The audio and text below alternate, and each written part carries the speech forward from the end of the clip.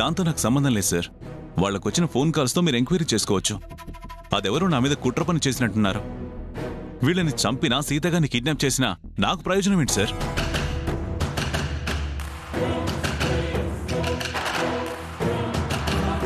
పైగా సీత గారు తన జాబ్కి రిజైన్ చేశారని కూడా తెలిసింది. ఇలాంటి తప్పుడు పనులు చేసి నేను సాధించేది ఏముంటుంది సార్?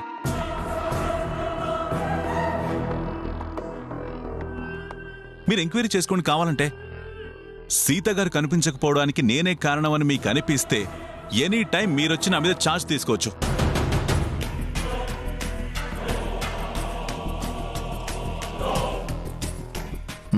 అలాగే, ఇప్పుడైతే మీరు వెళ్ళొచ్చు. కానీ ఈ కేసు ఓ కొలిక్కి వచ్చేంత వరకు నేను ఎంక్వైరీ కోసం పిలిచినప్పుడల్లా మీరు ఈ స్టేషన్కి రావాల్సి ఉంటుంది. Sure sir. మరి ఇప్పుడైతే నేను వెళ్ళొచ్చా? ఓకే.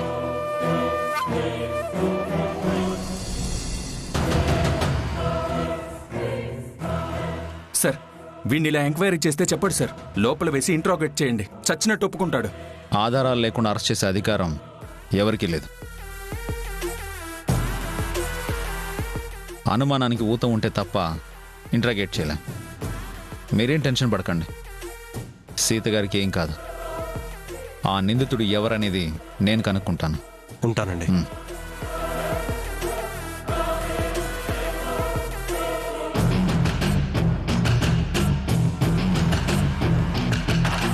రాజశేఖర్,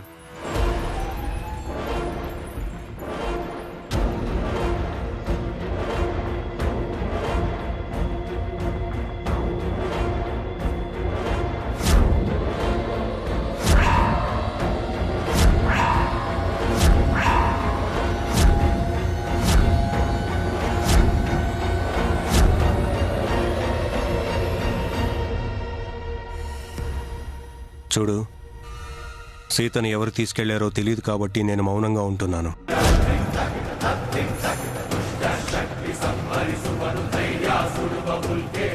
నా సీతకి ఏ చిన్న హాని తలపెట్టాలని చూసినా అందుకు కారణం నువ్వే అని తెలిసినా నేను నా తమ్ముళ్ళ ఆవేశాన్ని చూపించను. సీత భర్త రామరాజుగా ఇన్నాళ్ళు నాలో సహనాన్ని మాత్రమే చూశావు. నా సీతకి నీ వల్ల బాధ కలిగింది అని తెలిస్తే నిన్ను అక్కడికక్కడే నిలువున పాతరేస్తాను.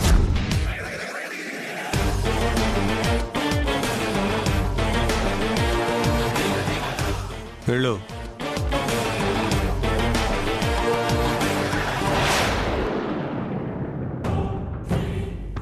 రామరాజ్ గారు,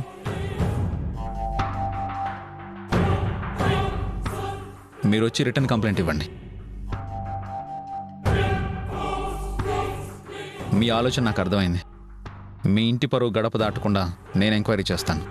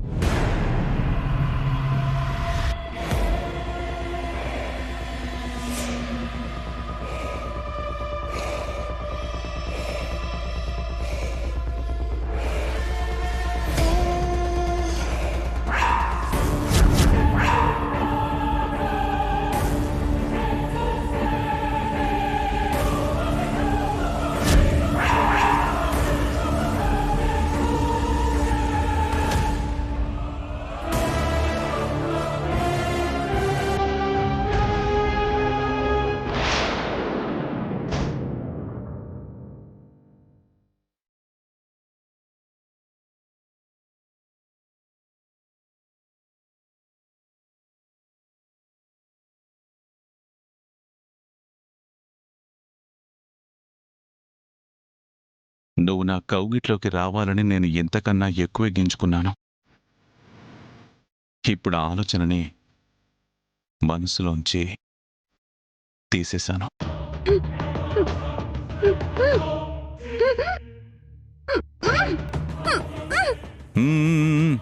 నీ ఆవేదన నాకు అర్థమైంది సీత. నాకేదో చెప్పాలనుకుంటున్నావు కదా, అంతేనా?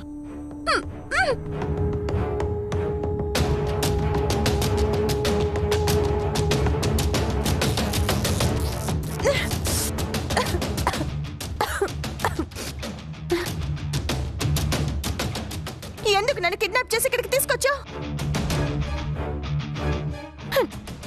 నీ వల్ల నేను జాబ్కి కూడా రిజైన్ చేశాను. ఇంకా నీకేం కావాలి? Cool Sita, cool. నాకేం కావాలో నువ్వేమివ్వాలో నిదానంగా చెప్తాను. ముందైతే వేడివేడిగా కాఫీ తాగు. రేయ్ అన్నా, ఓ మంచి కాఫీ తీసుకురా. అలాగేనా? చూడు, మర్యాదగా నా కట్లు విప్పి నన్ను ఇక్కడి నుంచి పంపించేసాయి. కష్టపడి వేషం కట్టి ప్లాన్ చేసి నేను ఇక్కడికి తీసుకొచ్చింది విడిచిపెట్టడానికి కాదు సీత. చూడు, నువ్వే నన్ను కిడ్నాప్ చేసావని తెలిస్తే నా భర్త నా మరుదులు ఊరుకోరు. పోలీస్ కంప్లైంట్ ఇచ్చి నిన్ను జైల్లో పెట్టిస్తారు.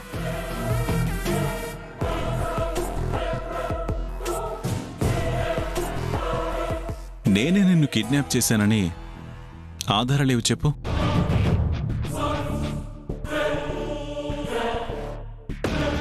ఇప్పుడు చెప్పిందంతా జరిగింది సీత. మీ వాళ్ళు పోలీస్ కంప్లైంట్ ఇవ్వడం, నీ మరుదులు ఆవేశపడడం, నీ భర్త నాకు కూల్గా వార్నింగ్ ఇవ్వడం అన్నీ అయ్యాయి. ఇదిగో ఇప్పుడు నేను పోలీస్ స్టేషన్ నుంచే వస్తున్నా. వాళ్ళకి నేనెలా చిక్కుతాను చెప్పు?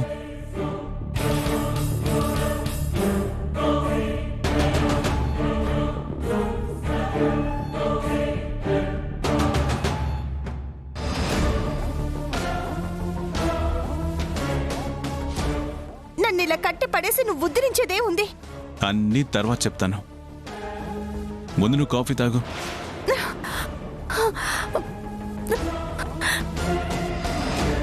ఇక్కడే ఉంటే ఏ క్షణమైనా పోలీసులు గాని మీ వాళ్ళు గాని వచ్చే అవకాశం ఉంది. సో ఫస్ట్ నేను ఇంకొక ప్లేస్కి షిఫ్ట్ చేసేస్తాను. మిగతావన్నీ అక్కడ మాట్లాడుకుందాం. రే, కట్లు విప్పరా, కాఫీ తాగుతుంది. అన్నా, కట్లు విప్పితే మనల్ని తాట ఎక్కడికి పోతుందిరా? విప్పే. రాజశేఖర్, నా మాట విను. నన్ను వదిలిపెట్టు. నీకే చెప్పేది. రాజశేఖర్, నన్ను వెళ్ళి నువ్వు. రాజశేఖర్, నా మాట విను. రాజశేఖర్, నీకే చెప్పేది. నన్ను వదిలిపెట్టు రాజశేఖర్. రాజశేఖర్,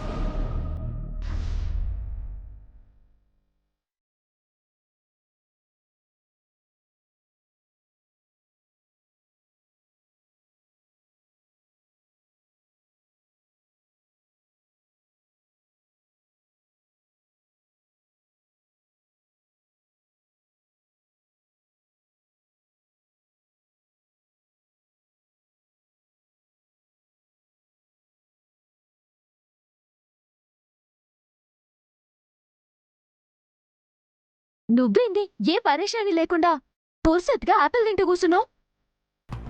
బుర్ర లేకుండా మాట్లాడుకు చిట్టి. నిజంగా సీతక్కని ఎవరో కిడ్నాప్ చేసి తీసుకువెళ్ళినట్టు మీరంతా ఎందుకు హైరాణ పడుతున్నారు నాకైతే తెలియడం లేదు. అంటే ఏంది నువ్వనేది? రాత్రికెళ్ళి సీతక్క అగుపడకుండా పోయినా కూడా ఇది కిడ్నాప్ కాదంటవా? ఇది సీతక్క వేసిన అతిపెద్ద ఎత్తుగడే తప్ప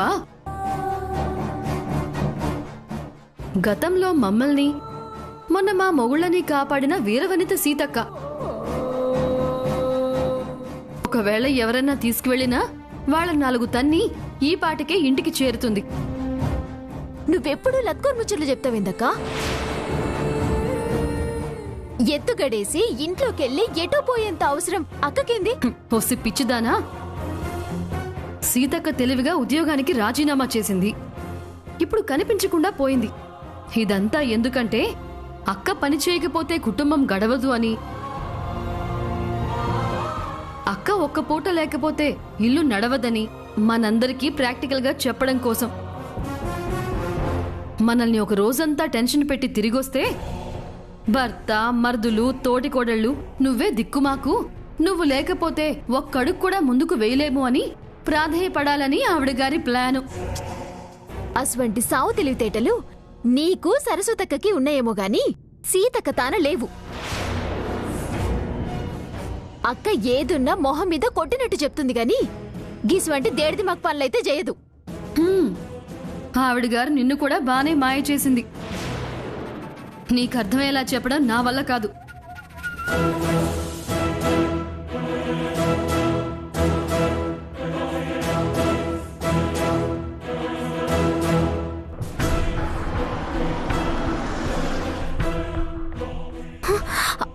బావగారు వచ్చినట్టున్నారు.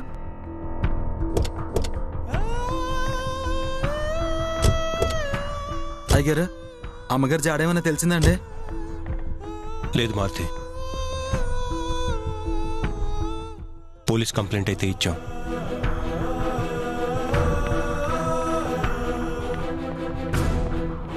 ఉదయం కనిపించకుండా పోయి అప్పుడే 16 గంటలు అవుతుంది. ఏమవుతుందో అని టెన్షన్గా ఉందన్నయ్య. నేనంటే అన్నానంటారు కానీ దేనికైనా తెగించి ఎదురు తిరిగే సీతక్కని ఎవరు తీసుకెళ్తారు?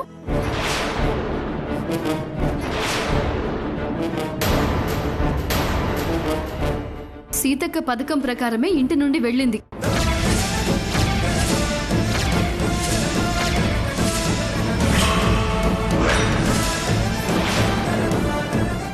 చూస్తూ ఉండండి, తనంతటి తానే తిరిగొచ్చి ఎవరూ కిడ్నాప్ చేయలేదు అని ఏదో ఒక కథ చెప్తుంది. అనవసరంగా మీరందరూ టెన్షన్ పడకండి. నీ బుర్రలో బురద రోజు రోజుకి పెరిగిపోతుంది. వదిన కనిపించట్లేదే మేమంతా టెన్షన్ పడుతుంటే ఏంటా బుద్ధి లేని మాటలు? చూడమ్మా దాక్షాయణి, సీత లేనందుకు నీలో కంగారు బాధ లేకపోయినా పర్వాలేదు.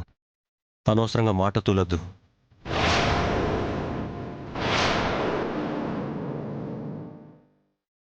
సీతది కథలు చెప్పే వ్యక్తిత్వమే అయితే మరింట్లో చాలా కథలు బాధలతోనే ముగిసేవి. ఈ మాత్రం సంతోషాలైనా ఉండేవి కాదు.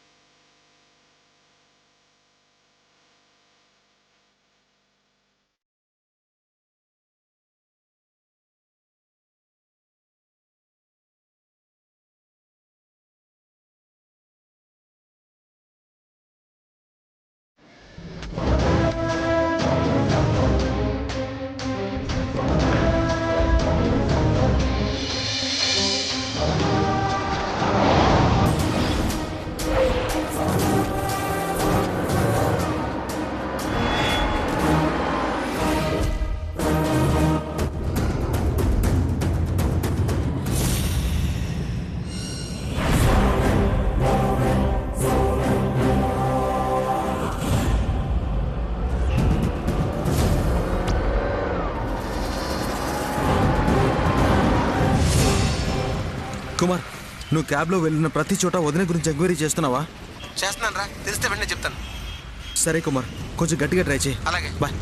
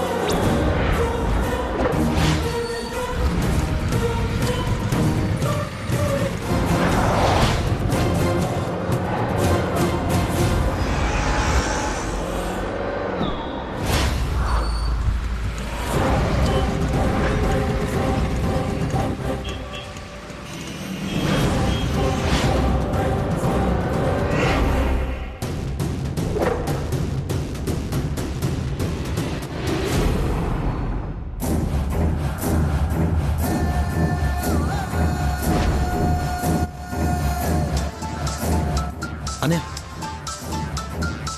ఫోన్ వస్తుంది, మాట్లాడు. చూడనయ్య. ఎరా ఏమన్నా తెలిసిందా?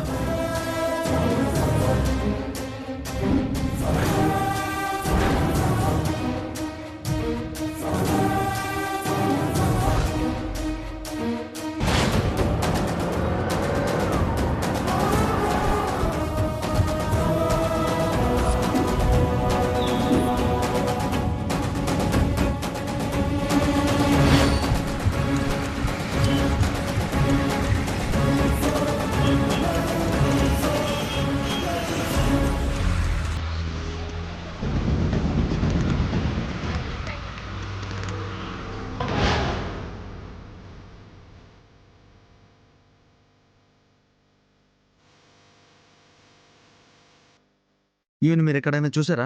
చూడలేదు బాబు. అనే పొద్దున కనిపించిందా? ఎక్కడ కనిపించలేదన్నయ్య.